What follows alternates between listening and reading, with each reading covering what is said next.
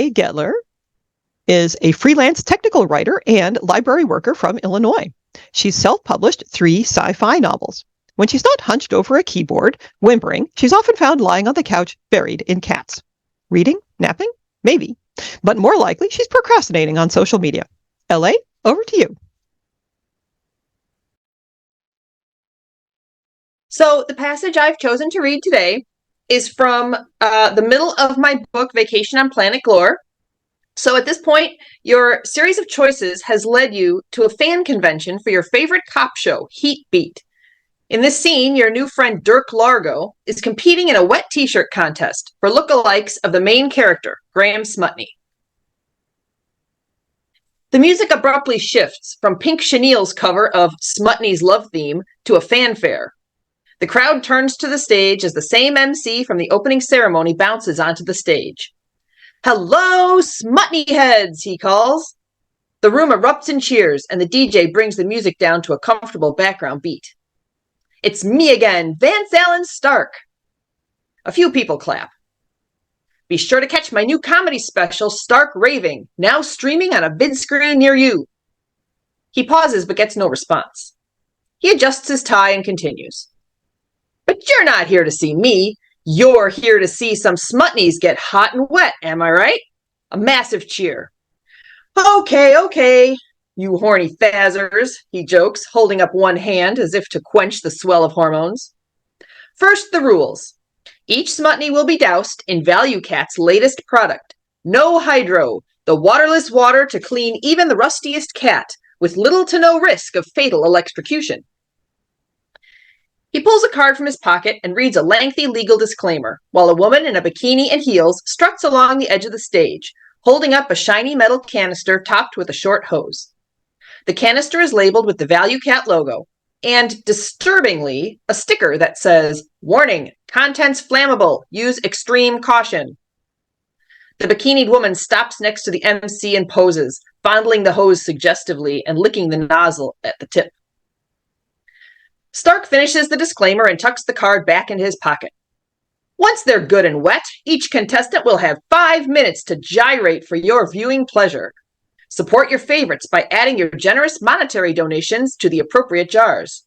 Spread the love to all our gorgeous Smutneys, but keep in mind that your tips are your votes. Each contestant keeps their tips, and the one with the most tips also wins a hardcover copy of Badges, Broads, and Bullets, the authorized fictional biography of Graham Smutney, signed by the author, Arnold A. Arnolds." After a smattering of applause, the music rises again and the cavalcade of twerking Smutneys begins. The bikinied woman sprays each one with No Hydro, which turns out to be a fine yellow fog that does a reasonable job of imitating the clinging effects of water on thin fabric. Just when you think you've seen your hottest Smutney, another emerges from behind the drape to increase the tension in your pants. You clutch a few limp credits in your sweaty hand, but you're saving them for Dirk. It's the least you can do for him in return for the free ticket to the convention. When Dirk finally makes it to the stage, though, you realize none of the other Smutneys could possibly compare. He's not the contestant who's physically most similar to the character, though the thick, dark chest hair visible through the transparent, no-hydro-soaked t-shirt is spot on. But his performance embodies the Graham Smutney experience in ways you never thought possible.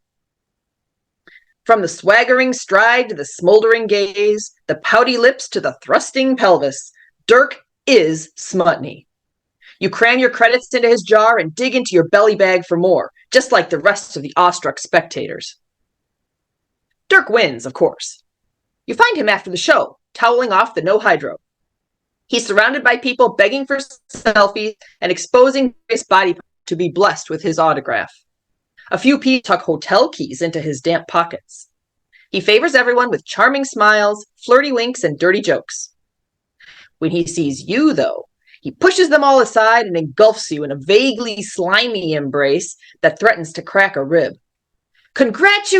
You start, but he bends you over backwards with his arm and presses his lips to yours in a kiss that somehow both stops your heart and makes it pound. Blood rushes to your... Well, blood is rushing. By the time he finally breaks away, the crowd around you both has dissipated. You stagger, breathless. He grins. Let's celebrate by getting absurdly, ludicrously, mind-bogglingly drunk on fuzzy fazzers. He flashes a double-handed wad of crumpled credits. I'm buying. The rest of the day passes in a blur of alcohol-drenched laughter.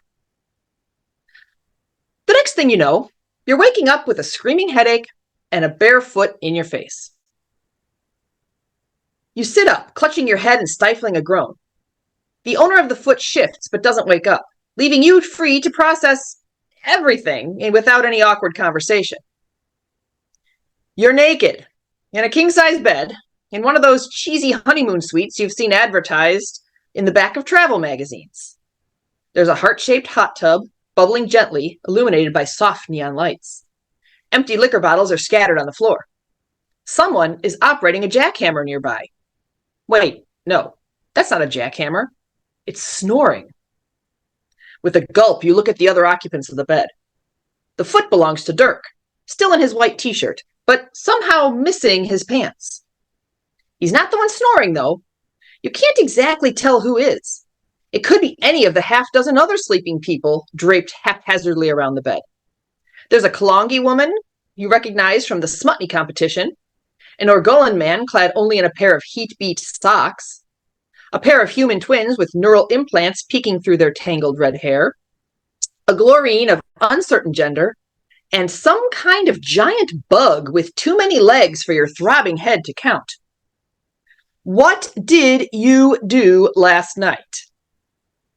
You extract yourself from the sheets, careful not to disturb anyone. You tiptoe to the bathroom and gently shut the door behind you. You find your clothes and thank the 14, your belly bag, hanging over the shower head and slip them on gratefully. They're stiff and smell like no hydro, but you don't care, as long as your private parts aren't sticking out anymore. Once dressed, you lean over the sink and stare into the mirror. An empty wrapper for a Zurin fruit-flavored condom is stuck to your cheek. You wrinkle your nose. Zurin fruit are gross. And pick it off, then splash some cold water on your face. You could probably slip away before anyone else wakes up and figure out a way to forget this ever happened. However, that's the old you talking, the you that never left home, the you that was afraid of everything and everyone. Old you sounds like your mother. What about this new you you've been cultivating, the you that craves adventures and excitement? New you would embrace this experience with both arms and go back to bed. But which you is the stronger you? At this point, you have two options. You can slip away in shame, or you can go back to bed. The choice is yours. If you want to make your own choices, you can pick up the book. I'll be giving that away along with a bunch of other merch at the end of this event. Thank you.